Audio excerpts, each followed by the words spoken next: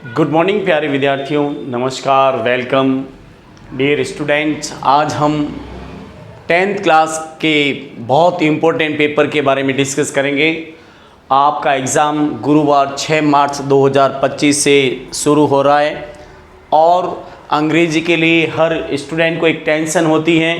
आज मैं आपको एक छोटा सा ट्रिक्स बताऊंगा किस तरह से जो बड़े मार्क्स यानी जो ज़्यादा नंबरों के प्रश्न हैं वो उन्हें पहले करें, कैसे लिखें। आज हम चलते हैं हमारा क्वेश्चन नंबर। सबसे पहले मैं क्वेश्चन नंबर 13 के बारे में डिस्कस करना चाहूँगा और ये फर्स्ट फ्लाइट का 13वां बोर्ड में 13वां क्वेश्चन है, क्वेश्चन नंबर 13। और इस क्वेश्चन को अच्छी तरह से आप तैयार कर लीजिए। 5 नंबर का क्वेश्चन है और 5 नंबर बोर्ड के स्टूडेंट के लिए बहुत आवश्यक है। हम चलते हैं हमारा ये क्वेश्चन 13वां क्वेश्चन। डियर स्टूडेंट, ये क्वेश्चन नंबर 13 बहुत इंपॉर्टेंट है और इसमें अथवा में एक क्वेश्चन आता है, आपको एक क्वेश्चन सिलेक्ट करना है और ये फर्स्ट फ्लाइट का क्वेश्चन है 5 नंबर का। कितने नंबर का? 5 नंबर के लिए आपको सिर्फ ये क्वेश्चन तैयार कर लीजिए। पूरा वीडियो देखकर ये 13 क्वेश्चन मैंने बनाए आपके लिए, क्वेश्चन नंबर 13, और मैंने ये 13 क्वेश्चन आपके लिए बनाए हैं और इन्हें अच्छी तरह से तैयार कर लीजिए। बोर्ड में इनमें से एक क्वेश्चन 100% आएगा और वो क्वेश्चन आपको 5 नंबर दिलाएगा। तो हम शुरू करते हैं। ये क्वेश्चन इम्पोर्टेंट जो बोर्ड में आने की पूर्ण संभावना हो गई है और इस क्वेश्चन की मैं हर एक हिंदी और इसको समझाऊंगा। फिलहाल आप ये बोर्ड के लिए पूरा वीडियो देखकर 13 क्वेश्चन अच्छी तरह से तैयार कर लीजिए। 13वां क्वेश्चन आपका 5 नंबर का है, फर्स्ट फ्लाइट का है और इसे अच्छी तरह से तैयार कर लीजिए और साथ ही हमारे इस चैनल को सब्सक्राइब भी करें और अपने कमेंट बॉक्स में ज़रूर लिखें आपको 13 क्वेश्चन में से कौन सा क्वेश्चन समझ में नहीं आया। प्यारे विद्यार्थियों, ये 13 क्वेश्चन बोर्ड के लिए बहुत इंपॉर्टेंट है। सिर्फ किताब में 60 क्वेश्चन पढ़ने के बजाय ये 13 क्वेश्चन यानी 13 क्वेश्चन तैयार कर लीजिए और बोर्ड में ये 13वां क्वेश्चन है 5 नंबर का और मैंने आपके लिए सिर्फ 13 क्वेश्चन बनाए सिलेक्ट करके। हम शुरू करते हैं। हमारे इन क्वेश्चन को अच्छी तरह से मैं समझा दूं, आप इन्हें अच्छी तरह से तैयार करें। और सबसे पहले बोर्ड में अगर आपको अच्छी तरह से याद होता तो ये क्वेश्चन सबसे पहले करें, नहीं तो आपका 19वां प्रश्न सबसे पहले करें ताकि वो MCQ जो फुटप्रिंट विदाउट फिट का है वो बहुत सरल आता है। अब हम शुरू करते हैं क्वेश्चन नंबर बोर्ड का 13वां प्रश्न 5 नंबर का। सबसे पहले इंपॉर्टेंट प्रश्न है, draw a correct sketch of Lencho as a farmer. किसान के रूप में लेंचो का चरित्र चित्रण कीजिए। तो ये क्वेश्चन वेरी इंपॉर्टेंट है, इसे आपको सरल भाषा में लिखना है। अब मैं हिंदी बता रहा हूँ, ध्यान रखना, आप अच्छे से लिख के याद कर लेना है और साथ ही कमेंट बॉक्स में जरूर लिखना 13 में से कौन सा क्वेश्चन आपको समझ में नहीं आया। हम शुरू करते हैं। लेंचो का करेक्ट स्केच, चरित्र चित्रण। Lencho was a farmer. Lencho किसान था। He was a good and kind man. वो एक अच्छा और दयालु आदमी था। He was a hard working man. वो बड़ा परिश्रमी आदमी था। हार्ड वर्किंग मैन का मतलब बड़ा परिश्रमी आदमी था। He worked day and night in his fields like animals. वो जानवरों की तरह दिन रात अपने खेतों में काम करता था। He had firmly faith in God, उसे भगवान में firmly कल अटूट, he had firmly faith in God, उसे भगवान में अटूट विश्वास था। He didn't give up hope when his crop was totally destroyed, और उसने अपनी हिम्मत आशा नहीं छोड़ी जब उसकी पूरी फसल नष्ट हो गई। क्रॉप का मतलब फसल, जब उसकी पूरी फसल नष्ट हो गई फिर भी उसने आशा नहीं छोड़ी। होप का मतलब आशा। टोटली डेस्ट्रॉय का मतलब जब उसकी पूरी फसल नष्ट हो गई फिर भी उसने अपनी आशा नहीं छोड़ी। ही believe that God would help him in trouble, और उसे विश्वास था कि भगवान कठिनाई में ट्रबल का कठिनाई में उसकी सहायता करेंगे। He had also believe that God would not reject his request, और उसे पूर्ण विश्वास था कि भगवान उसकी प्रार्थना को नहीं ठुकराएगा। रिजेक्ट का नहीं, ठुकराना। Therefore, इसीलिए he wrote a letter to God to send him 100 pesos for his help। इसीलिए उसने भगवान को उसकी सहायता के लिए 100 pesos भेजने के लिए खत लिखा। Therefore का मतलब इसीलिए he wrote a letter to God to send him 100 pesos for his help। इसीलिए उसने मतलब भगवान को 100 pesos के लिए, उसकी सहायता के लिए 100 pesos के लिए लेटर लिखा। Although he called crook to the employees of post office, यद्यपि उसने डाकघर के कर्मचारियों को, एम्प्लॉयज कर्मचारियों को बेईमान कहा, फिर भी बाई मिस्टेक, गलती से, येट का मतलब फिर भी, he was a good and kind man, फिर भी वो एक अच्छा और दयालु व्यक्ति था। तो इस तरह से लेंचो के बारे में क्वेश्चन आए तो लिख देना है। अब अगला क्वेश्चन है हमारा, how did the post master help Lencho? Post master ने लेंचो की सहायता कैसे की? प्यारे विद्यार्थियों, ये भी क्वेश्चन बहुत इंपॉर्टेंट है 2025 के पेपर के लिए, जो 6 मार्च को होने जा रहा है। आंसर ध्यान दीजिए, the post master was a very kind man, यानी डाकपाल का बारे में लिखना है। डाकपाल, post master was a very kind man, डाकपाल बहुत दयालु व्यक्ति था। He was an amiable man, वो एक मिलनसार व्यक्ति था। एमेबल का मतलब मिलनसार, amiable. He was surprise to see unbreakable faiths of Lencho in God, और he was surprise to see, उसे ये बड़ा आश्चर्य हुआ, to see unbreakable faith of Lencho in the God, Lencho का भगवान में अटूट विश्वास देखकर उसे बड़ा आश्चर्य हुआ। किसको? पोस्ट मास्टर को। और he didn't want that Lencho's faiths might break in God, वो नहीं चाहता था कि लेंचो का विश्वास भगवान में टूटे। He decided to help Lencho by sending him money, उसने लेंचो को पैसे भेजकर उसकी सहायता करने का निश्चय किया। ही आस्क्ड फॉर का मतलब मांगना, help from his friends, relatives and employees for the act of charity, उसने चैरिटी का मतलब भलाई, उसने भलाई के कार्य के लिए अपने दोस्तों से, सगे संबंधियों से और अपने कर्मचारियों से सहायता की मांग की। और he himself gave him some part of his salary, उसने कुछ हिस्सा अपनी तनख्वाह, सैलरी का मतलब तनख्वाह से भी दिया। Thus he could collect 70 pesos, इस प्रकार उसने 70 पीसोज इकट्ठे कर लिए। He put the money in envelope and wrote Lencho's address on it, उसने वो पैसे लिफाफे में रखे और उस पर लेंचो का एड्रेस लिखा। तो डाकपाल ने लेंचो की सहायता कैसे की, ये बहुत इंपॉर्टेंट प्रश्न है। आप अच्छी तरह से लिख के याद कर लें और तैयारी करें। और आगे अपन चलते हैं, हमारा अगला क्वेश्चन है, ध्यान दीजिए, ये 13 क्वेश्चन आप पक्के याद कर लीजिए प्यारे विद्यार्थियों, 5 नंबर आपका फिक्स हो जाएगा।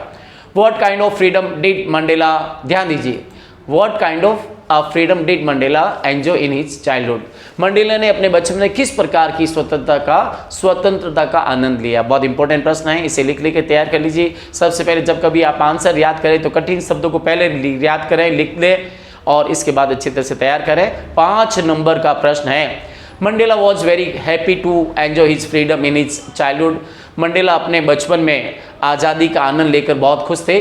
बीइंग ए चाइल्ड, जब वो छोटे बच्चे थे, he considered himself to be free, और एक बच्चे के रूप में वो मतलब अपने आप को ही कंसिडर समझना, हिमसेल्फ टू बी फ्री, एक बचपन में मतलब एज ए बीइंग का मतलब चाइल्ड के रूप, एक बच्चे के रूप में वो अपने आप को आज़ाद समझते थे। He was freedom to run in the fields near his mother's hut, वो अपने माता जी की झोपड़ी के पास उसको दौड़ने की आज़ादी थी।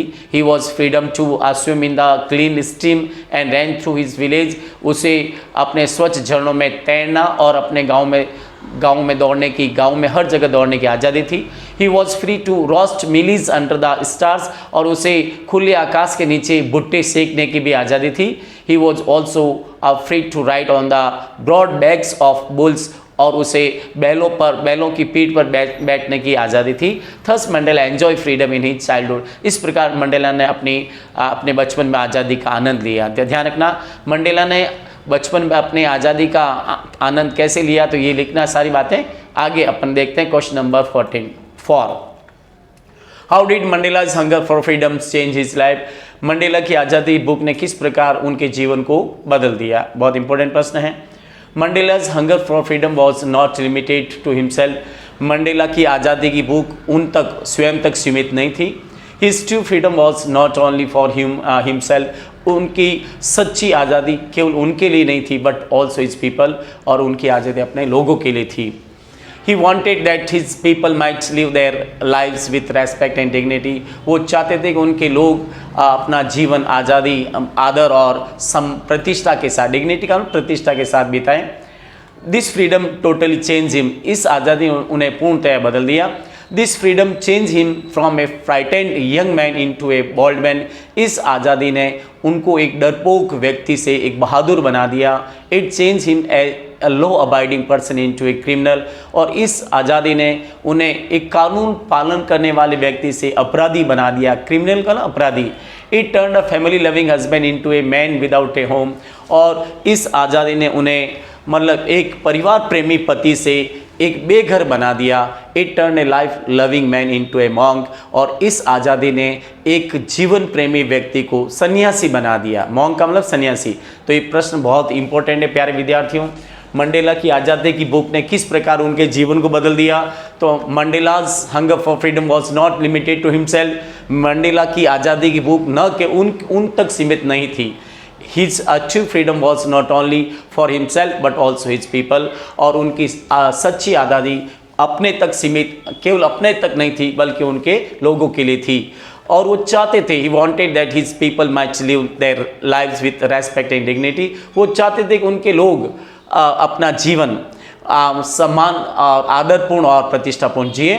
This freedom totally change him, इसी आज़ादी ने उन्हें पूर्णतः बदल दिया। This freedom change him from a frightened young man into a bold man, इस आज़ादी ने उन्हें एक डरपोक व्यक्ति से साहसी बना दिया।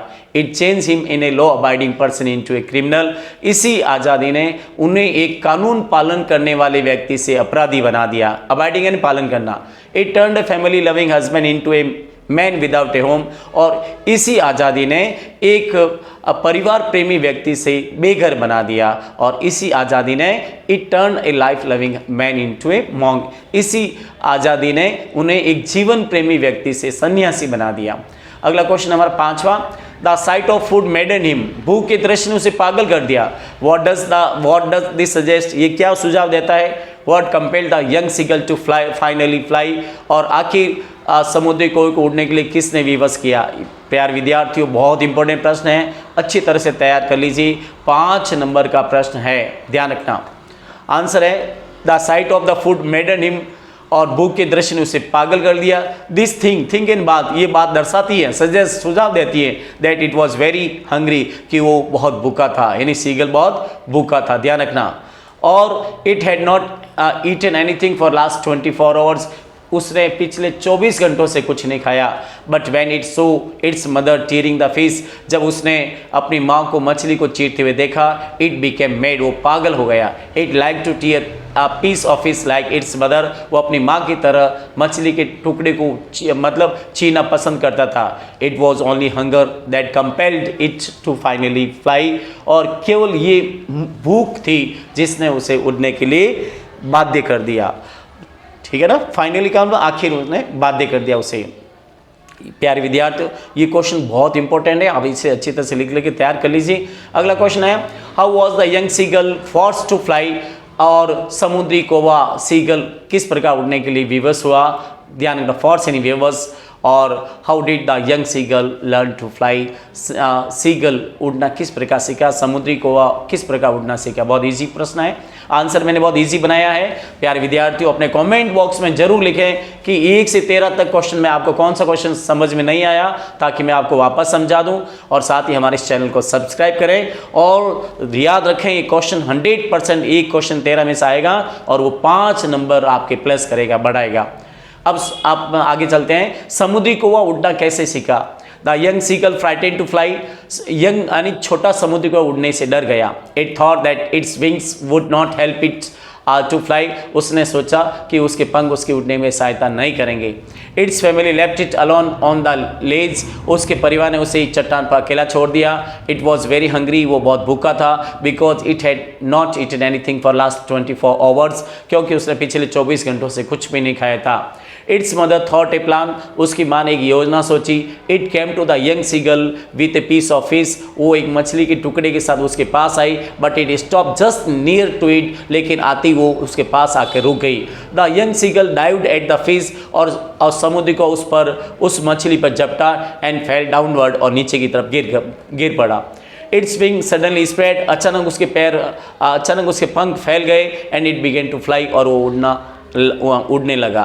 Thus the young seagull learn to fly, इस प्रकार समुद्री कौवा उड़ना सीखा। बहुत इंपॉर्टेंट प्रश्न है प्यारे विद्यार्थियों, अच्छी तरह से तैयार कर लें, और मैं आशा करता हूँ कि ये 26 मार्च को होने वाला पेपर आपके लिए बहुत अच्छा हो।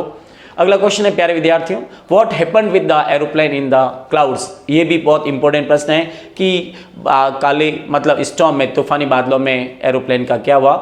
As the aeroplane enter the cloud, जो ही एरोप्लेन बादलों में एंटर हुआ, एवरीथिंग बिकेम सडनली ब्लैक, हर चीज ब्लैक हो गई, यानी काली हो गई। It was impossible to see outside of the aeroplane, और एरोप्लेन से बाहर देखना असंभव था। The aeroplane began to jump and twist, और हवाई जहाज कूदने और इधर उधर जंप करने लगा। The compass, radio and other instruments stop working, और दिशा सूचक यंत्र और रेडियो और अन्य यंत्र काम करने बंद हो गए। There was a little fuel in the aeroplane tank, और एरोप्लेन टैंक में थोड़ा सा ईंधन था।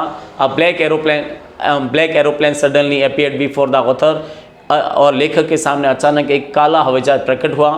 The pilot of the black aeroplane waved his hand to follow him, काले हवाई जहाज के पायलट ने उसे अपने हाथ से पीछे आने का इशारा किया। द ऑथर फॉलोड हिम, लेखक उसके पीछे पीछे गया। And came out with the stormy clouds, और तूफानी बादलों से बाहर आ गया। तो इस प्रकार से बादलों में इसके साथ क्या हुआ लिखना है। बादलों में हवाई जहाज के साथ क्या घटना घटित हुई, बहुत इंपॉर्टेंट प्रश्न है, अच्छी तरह से याद कर लेना। अगला प्रश्न है हमारा, what was Mr Keesing annoyed with Anne, Mr Keesing Anne से क्यों नाराज थे, और what did he ask her to do, और उन्होंने उसे क्या करने को कहा। प्यारे विद्यार्थियों, बहुत इंपॉर्टेंट प्रश्न है, अच्छी तरह से समझना। एन, ध्यान रखना, Anne was a small girl, ध्यान रखना एन डबल छपा नहीं है, एन वॉज स्मॉल, एन की स्पेलिंग ध्यान रखना, यहाँ पर हट गया था। तो Anne was a small girl, Anne एक छोटी लड़की थी, ध्यान रखना। Anne was a small girl, Anne छोटी लड़की थी, एन छोटी लड़की थी। He had a habit to talk with his friends in the class, उसकी कक्षा में अपने दोस्तों के साथ, अपने सहेलियों के साथ बातें करने की आदत थी। Mr Keesing was a mathematics teacher, Mr Keesing एक गणित के अध्यापक थे। He was a strict teacher, वो एक कठोर अनुशासन वाले यानी कठोर अध्यापक थे। He like discipline in his class, वो अपने कक्षा में अनुशासन पसंद करते थे। He annoyed with Anne because he used to talk too much in the class, और वो एन से नाराज थे क्योंकि वो कक्षा में बहुत ज़्यादा बोलती थी। He asked her to write essays as an extra homework, और उन्होंने उसे एक्स्ट्रा होमवर्क के लिए कुछ निबंध दिए। The essays were on, और इस पर ऐसे थे, निबंध थे, a chatterbox, an incorrigible chatterbox, and quack quack quack, यानी बातूनी, चैटरबॉक्स का मतलब बातूनी, इनकरिजिबल चैटरबॉक्स का मतलब वो बातूनी जिसे सुधारा नहीं जा सके। एंड क्वैक क्वैक क्वैक, बक बक बक, और इस पर उन्होंने निबंध लिखा। तो ये मिस्टर किसिंग के बारे में लिखना है, और ये मिस्टर एन की क्या हैबिट थी ये सब लिखना है। प्यारे विद्यार्थी अच्छे तरह लिख के याद कर लें, और कोई क्वेश्चन समझ में आया तो आप कॉमेंट बॉक्स में जरूर लिखें। अगला क्वेश्चन है, how can you say that people of Goa are still fond of bread, आप कैसे कह सकते हो गोवा के लोग ब्रेड के शौकीन थे, ठीक है ना, ब्रेड के शौकीन थे। तो ध्यान रखना आंसर है, we can say that people of the Goa are still fond of bread because, हम कह सकते हैं गोवा के लोग अभी भी ब्रेड के शौकीन है। बिकॉज क्योंकि the makers of breads are still there in Goa, क्योंकि ब्रेड बनाने वाला अभी भी स्टिल इन अभी भी गोवा में मौजूद है। Now the baker is called pader, हालांकि बेकर को पादेर कहते हैं। There are still the mixer, moulders and those who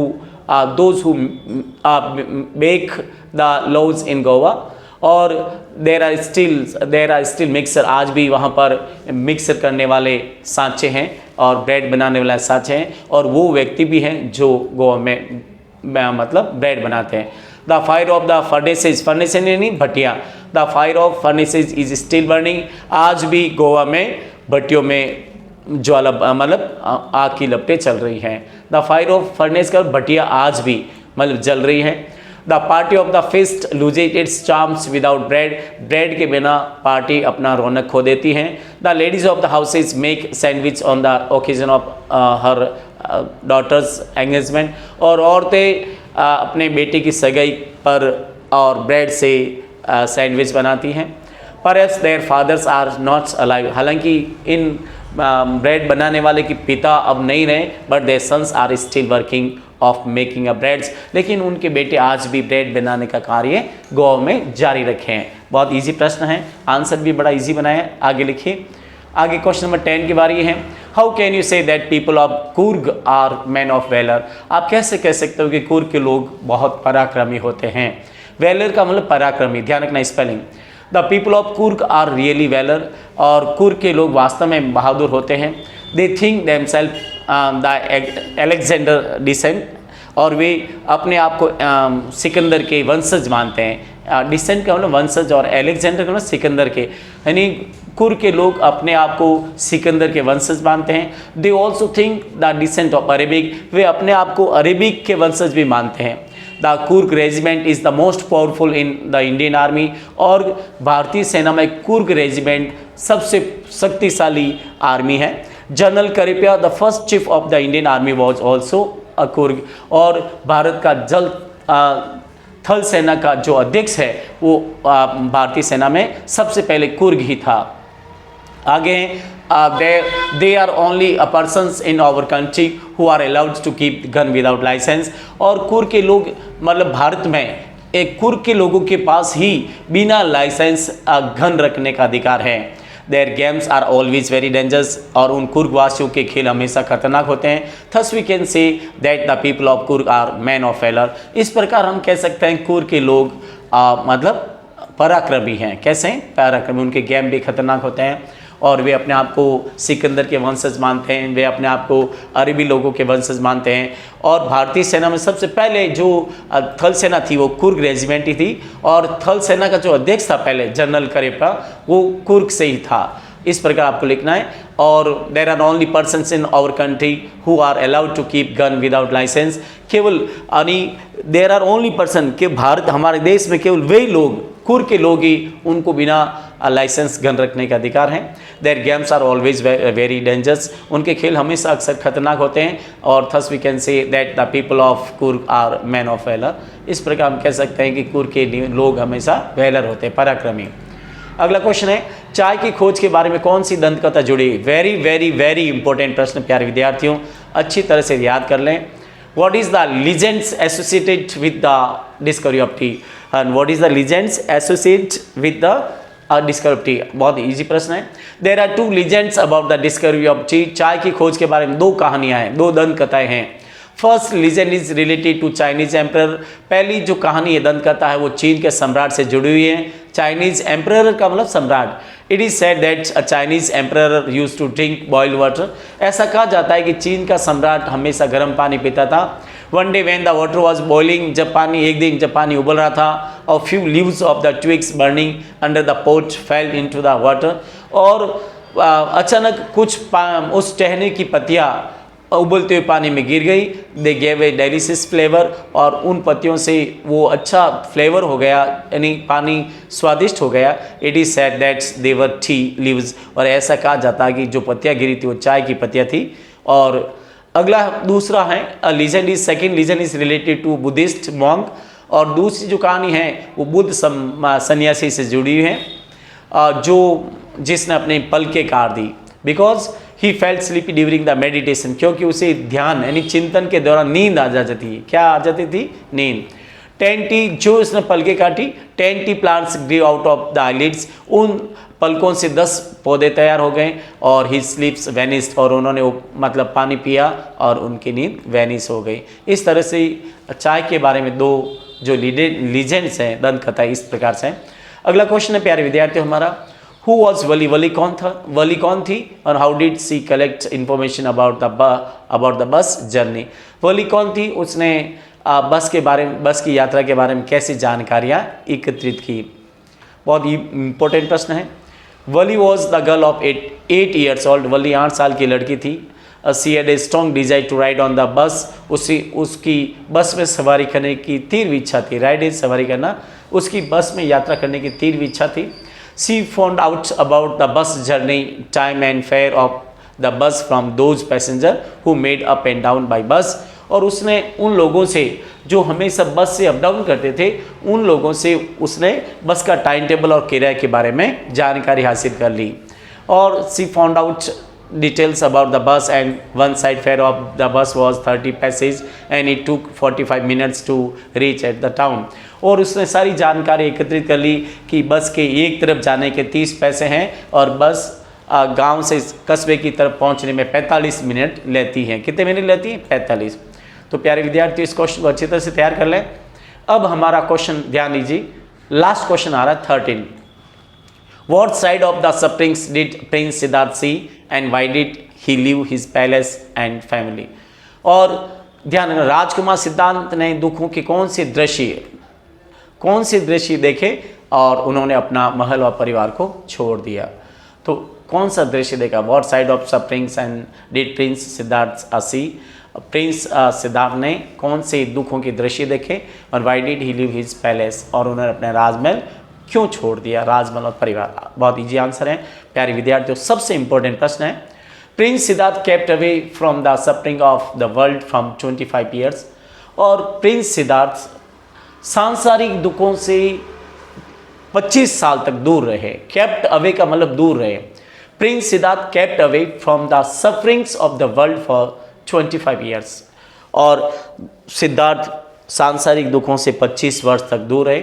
one day when he went out for hunting, एक दिन जब वो शिकार करने के निकले, at that time he came into contact with the suffering of the world, और उसी समय वो दुनिया के दुखों के संपर्क में आए। कॉन्टैक्ट इन संपर्क में आया। फर्स्ट ही सो अ सिक मैन, सबसे पहले उन्होंने राजमहल से निकलते एक बीमार व्यक्ति को देखा। Then he saw an old man, फिर उन्होंने आगे चलकर एक बुढ़े आदमी को देखा। After then he saw a funeral procession and in the end of his, और फिर उन्होंने एक दाह संस्कार को ले जाते हुए जुलूस को देखा, एक मतलब डेड बॉडी को ले जाते हुए जुलूस को देखा। प्रोसीजन जुलूस और फर्नल यानी अंतिम संस्कार। In the end he saw a monk, अंत में उन्होंने एक सन्यासी देखा। All this made him sad, इन सारे दृश्यों ने उन्हें मतलब पागल कर दिया, दुखी कर दिया, सैड कर दिया। All this scenes made him sad, इन सारे दृश्यों ने, चारों दृश्यों ने उन्हें दुखी कर दिया। He knew that's there is a lot of sorrow in this world, और वो जान गए इस दुनिया में बहुत सारा दुख है। He left his palace and family to seek the enlightenment, और वो उन्होंने अपना राजमहल और परिवार छोड़ दिया और ज्ञान की खोज में निकल पड़े। सीख यानी खोज, एनलाइटनमेंट का मतलब ज्ञान। तो प्यारे विद्यार्थियों, सबसे इम्पोर्टेंट 4-5 क्वेश्चन हैं। मैंने आपके लिए 13 क्वेश्चन बनाए हैं। आप इन 13 क्वेश्चन को बोर्ड के एग्ज़ाम के लिए जो 6 मार्च 2025 को होने जा रहा है उसके लिए तैयार कर लीजिए। 5 नंबर का क्वेश्चन आपका तैयार हो जाएगा।